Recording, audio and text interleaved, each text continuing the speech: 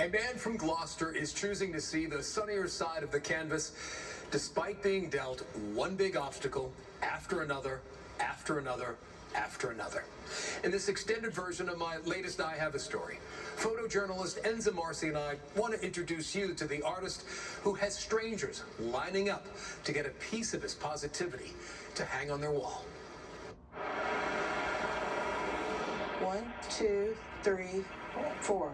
That's perfect. On this day, Marilyn, your canvas. art class at Rappahannock, Westminster, Canterbury There you go. is taking on a different texture. All right, so we're going to need some wide brushes to start off with. Not because students are switching from oils to acrylics. Because we need to wet these brushes and maybe wet the canvas just a little bit.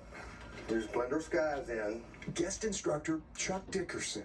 I always say let the canvas tell you what it wants. That right there could be enough. An artist eager to share his knowledge, technique, and tenacity. And follow the shapes of your ridges. His creativity on display may not be the first thing people notice. You see how I'm putting the white in? I'm swirling it. Just putting it in at the top of the darker colors. Chuck paints using prosthetics. Hooks, really. In fact, that is his nickname. Leave it kind of swirled. Either the canvas tells me what it wants, or I'll shake the brush and it falls right out to the canvas.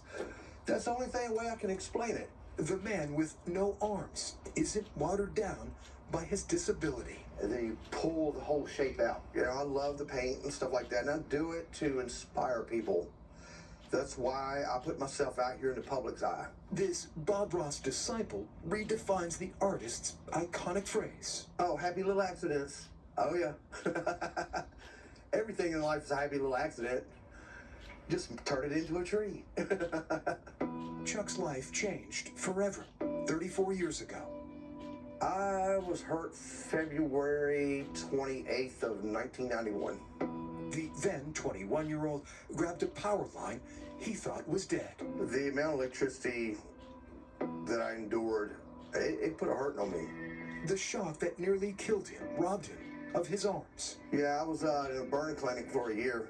3 years of rehab and too many surgeries to count later, Chuck wondered what was next. I did not know how I was going to fit back in society again.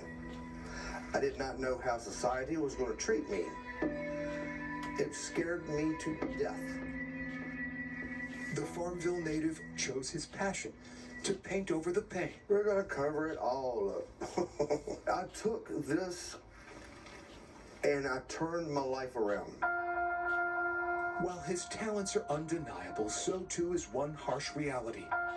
Chuck has been enduring one blow after another. And then over the years, things have happened in my life that,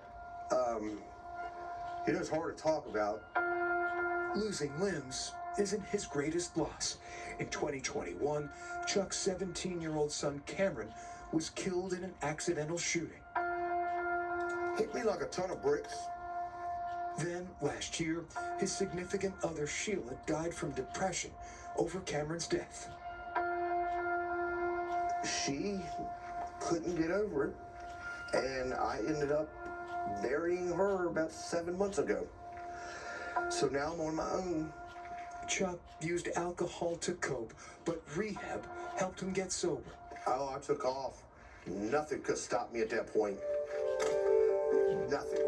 These days, Chuck's blues are blended with browns, yellows, and whites. It's my therapy. My artwork's my therapy now. Beautiful. Just the trials that he's been through, it's just amazing. Chuck's abilities leave Amy Lewis awestruck. He loves to share it with other people, and boy, are we lucky he does. Happy little trees. Because that's his gift to us. That's his gift to us, for sure. That's I think we're gonna mess it up. That's nerve-wracking. I'll promise. Westminster Canterbury's Director of Life Enrichment swears you can see his soul in every stroke. The caliber of his artwork was unbelievable. It's kind of like a jigsaw puzzle. And then when I found out the rest of the story, it got even more unbelievable.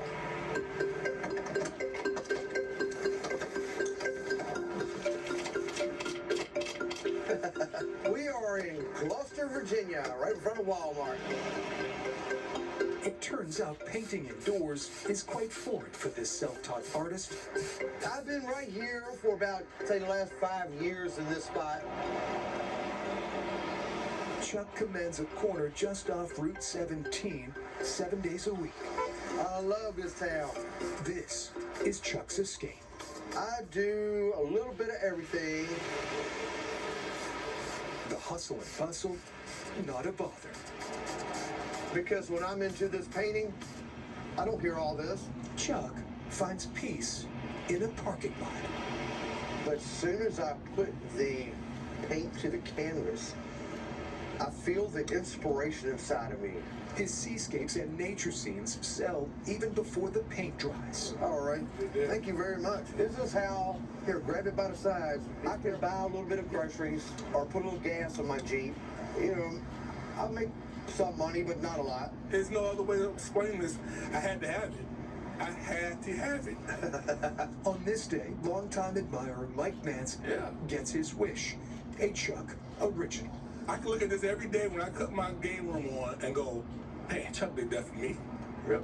According to this new customer, by watching Chuck, we can all learn a valuable lesson in life. How can you not? I mean, it's something like, to do remarkable work like this, and what his limitations are with no limitations. Yeah. Like, it makes you go, but what am I doing wrong? Whether he is painting in plain sight, You're doing a good job. Create the shape of the evergreen. or leading others across their landscape, Make the yellow more predominant. the man who has endured so much There you go. still Perfect. radiates optimism. Beautiful. That's exactly what you want to do. It makes me feel good inside. Chuck Dickerson, I feel as though I have a purpose to complete in life still.